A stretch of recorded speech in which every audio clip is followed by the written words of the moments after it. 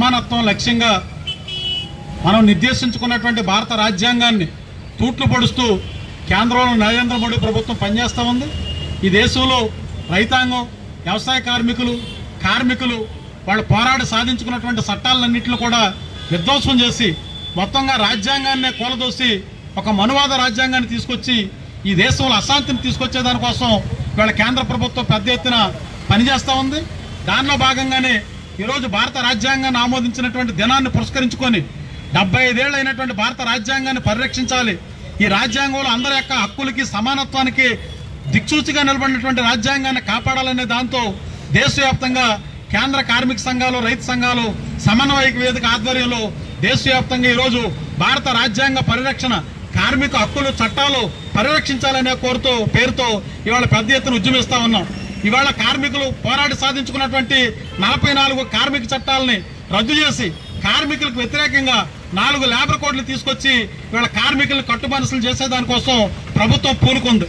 అలాగే రైతాంగాన్ని కూడా, ఈ రైతాంగం వ్యవసాయానికి సంబంధించి దాదాపుగా 10 లక్షల హెక్టార్ల ఇవాళ దాదాపుగా మొత్తం కార్పొరేటీకరించాలనేటువంటి ఒక దురుద్దేశంతో, వ్యవసాయాన్ని మొత్తం కార్పొరేటీకరించాలనేటువంటి ఒక దురుద్దేశంతో 3 వ్యవసాయ వ్యతిరేక చట్టాలు తీసుకురావడం, దానికి వ్యతిరేకంగా ఈ దేశ రైతాంగం ఢిల్లీ నడిబొడ్డున సంవత్సరం పైగా పెద్ద ఎత్తున పోరాటాలు చేసి ఆ పోరాటాల ఫలితంగా వ్యవసాయ చట్టాలు రద్దు చేయించుకొని ఇవాళ పార్లమెంటు సాక్షిగా రైతాంగం కనీస గిట్టుబాటు ధరతో పాటు వ్యవసాయ పరిరక్షణకు సంబంధించి ఇచ్చినటువంటి హామీలు కూడా ఇవాళ అమలు జరపలేనటువంటి పరిస్థితుల్లో ఈ దేశ వ్యవసాయ రంగాన్ని కాపాడాలి, రైతాంగాన్ని కాపాడాలి, రైతు యొక్క వ్యవసాయాన్ని ప్రైవేటీకరణ, కార్పొరేటీకరణ కాకుండా కాపాడాలనే దాంతో ఇవాళ ఉద్యమిస్తా ఉన్నాం. అట్లాగే వ్యవసాయ కార్మికులకు సంబంధించి ఇవాళ ఉపాధి హామీ పథకాన్ని తూట్లు పొడుస్తూ ఉంది. అంటే ఈ దేశంలో పేదలు, మధ్యతరగతి ప్రజానీకం ఇవాళ అత్యంత నిరుపేదలుగా ఉన్నటువంటి వాళ్ళని జీవించే హక్కును హరించేటువంటి పద్ధతిలో ఈ ప్రభుత్వం ముందుకెళ్తా ఉంది. రాజ్యాంగ లక్ష్యాల్ని, స్వేచ్ఛ, స్వాతంత్రం, సమానత్వం లక్ష్యాల్ని తూట్లు పొడుస్తూ ఉంది. ఈ దేశంలో భిన్నత్వం, ఏకత్వం సాధన దిశగా ఈ దేశ ఐక్యతకు భంగం కలిగించే పద్ధతిలో ఇవాళ కేంద్ర ప్రభుత్వం పనిచేస్తూ ఉంది. దీనికి వ్యతిరేకంగా రాజ్యాంగబద్ధమైనటువంటి పరిపాలన సాగించాలి. ఈ దేశంలో కార్మికులు, రైతాంగం, వ్యవసాయ కూలీలు సాధించుకున్నటువంటి చట్టాలని అమలు జరపాలి. ఈ దేశంలో ప్రజాస్వామ్యాన్ని కాపాడాలనే దాంతో ఈరోజు దేశవ్యాప్తంగా ఉద్యమిస్తూ ఉన్నాం.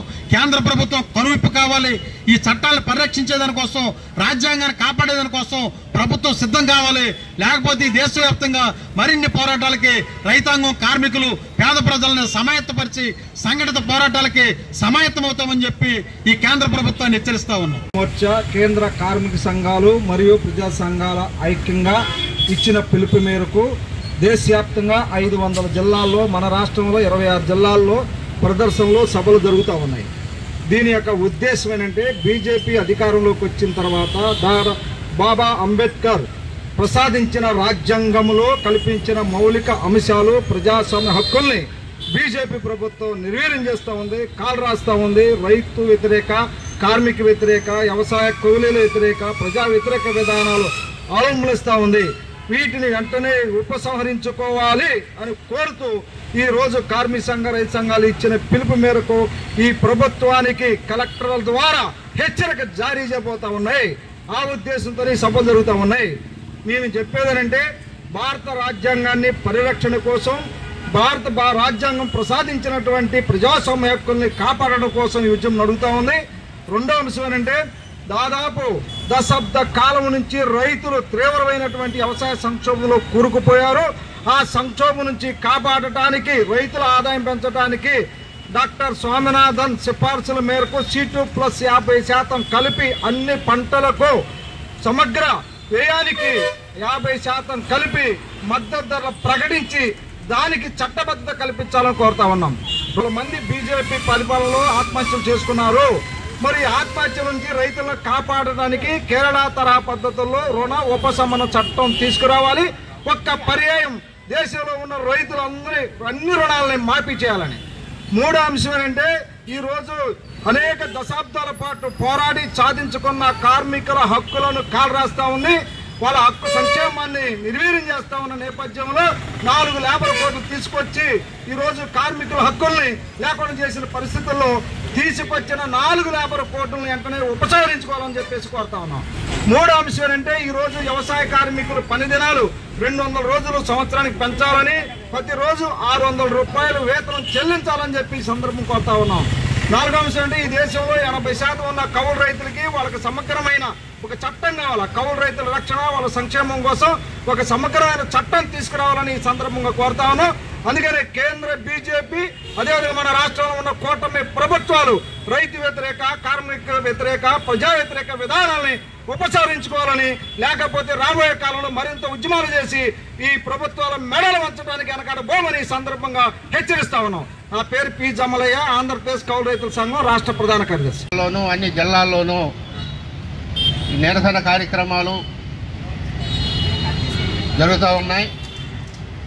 ముఖ్యంగా దేశంలో ఉన్నటువంటి ఈ బీజేపీ ప్రభుత్వం, మోడీ గారు రైతులకు ఇచ్చినటువంటి హామీలు నెరవేర్చాలని, స్వామినాథన్ కమిషన్ చెప్పినటువంటి సిఫార్సులు అమలు చేయాలని, లేబర్ కోడ్లు రద్దు చేయాలని, కనీస వేతనం 26,000 రూపాయలు ఇవ్వాలని, ఉపాధి హామీ చట్టాన్ని పరిశీలన చేయాలని, అనేక రకాలైనటువంటి ప్రజా వ్యతిరేక విధానాలను విడనాడి ఇవన్నీ కూడా అమలు చేయాలని చెప్పని ఈ రోజు నాడు మొత్తం మా దేశవ్యాప్తంగా కూడా పెద్ద హెచ్చరిక చేస్తూ ఈ కార్యక్రమం జరుగుతూ ఉంది.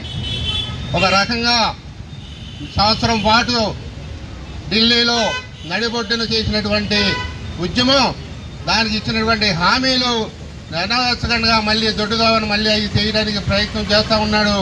అటువంటి ప్రయత్నాన్ని మానుకోవాలి. ఏదైతే ప్రజలకి అవసరమైందో, రైతులకు అవసరమైందో, కార్మికులకు అవసరమైందో, ఏదైతే ఉన్నాయో వాటిని అమలు చేయాలని చెప్పని మేము హెచ్చరిక ఇస్తూ ఉన్నాం. ఈ రోజు జరిగేటువంటి ఈ హెచ్చరిక కార్యక్రమం గుణపాఠంగా రావాలి. మోడీ మార్పు చేసుకోవాలి.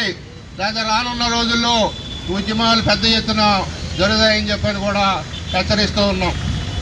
ముఖ్యంగా ఈరోజు కలెక్టర్ ఆఫీస్ వద్ద ధర్నాలు చేసి నిర్వహించి అక్కడ ఒక హెచ్చరిక నోటీస్ ఇవ్వాలని చెప్పని అనుకోవడం జరిగింది. దాన్ని ఇక్కడ మార్చి ఇక్కడ ధర్నా నిర్వహించి ఈ ధర్నా అనంతరం కలెక్టర్ గారికి వినతి పత్రం కూడా ఇవ్వడం జరుగుతుంది. దాన్ని పరిశీలించి రాష్ట్రపతి గారికి పంపించాలని చెప్పని కూడా మేము ధర్నాల తరఫున విజ్ఞప్తి చేస్తూ ఉన్నాం. అదే కాదు, ఈ రోజుని అనేక సమస్యలు, కరెంట్ విద్యుత్ సమస్య కానివ్వండి, అధిక ధరలు కానివ్వండి, అనేక రకాలుగా ప్రజల మీద భారాలు వేస్తూ ఉన్నారు. అటువంటి భారాలన్నీ కూడా తగ్గించాలి. రానున్న రోజుల్లో తగ్గించకపోతే ప్రజలు చాలా ఉవ్వెత్తున వేస్తారని చెప్పని కూడా మేము హెచ్చరిస్తూ ఉన్నాం. దేశవ్యాప్తంగా మోడీ అవలంబిస్తున్నటువంటి రైతు వ్యతిరేక, కార్మిక వ్యతిరేక, ప్రజా వ్యతిరేక విధానాలకు నిరసనగా దేశవ్యాప్తంగా సంయుక్త కిసాన్ మోర్చా, జాతీయ కార్మిక సంఘాలు, ప్రజా సంఘాల ఆధ్వర్యంలో నిరసన కార్యక్రమం జరుగుతూ ఉంది. అలాగే అన్ని జిల్లా కలెక్టరేట్ల దగ్గర కూడా హెచ్చరిక నోటీసులు కూడా ఈ రోజున అందజేయబోతా ఉన్నాం. మరి మూడోసారి మోడీ ప్రభుత్వం పూర్తి మెజారిటీ లేకపోయినా తిరిగి ఇతరుల మద్దతుతోటి అధికారంలోకి వచ్చింది. అయినప్పటికీ కూడా గతంలో తన ఏవైతే విధానాలు ఉన్నాయో అవే విధానాలని ఈ మూడోసారి కూడా కొనసాగిస్తూ ఉంది. రైతు ఉద్యమం సందర్భంగా రైతులతో చేసుకున్నటువంటి ఒప్పందాన్ని తొంగలో దొక్కింది. అలాగే రైతులకి కనీస మద్దతు ధర ఇస్తామని చెప్పి దాన్ని అమలు చేయలేదు. అందువల్ల రైతులకు ఇచ్చిన హామీల్ని అమలు చేయమని, అలాగే కార్మికులకి స్వాతంత్రం రాకముందు, స్వాతంత్రం వచ్చిన దగ్గర నుంచి కూడా ఏవైతే అమలు జరుగుతున్నాయో కార్మిక చట్టాలు వాటిని రద్దు చేసి లేబర్ కోడ్లుగా తేవడం జరిగింది. లేబర్ కోడ్లు రద్దు చేసి పాత చట్టాలని అమలు చేయమని చెప్పేసి కోరుతూ రెండో డిమాండ్గా, అలాగే మూడోది రోజు రోజుకి పెరుగుతున్నటువంటి ధరలను అరికట్టాలి, నిరుద్యోగాన్ని అరికట్టాలి. దాంతోపాటుగా దేశవ్యాప్తంగా ప్రభుత్వ రంగ సంస్థల్ని ప్రైవేటీకరణ చేస్తూ ఉన్నారు. ఇవి ప్రైవేటీకరణ ఆపాలి. మన రాష్ట్రంలో స్టీల్ ప్లాంట్ని ప్రభుత్వమే కొనసాగించాలని చెప్పేసి ఈ డిమాండ్.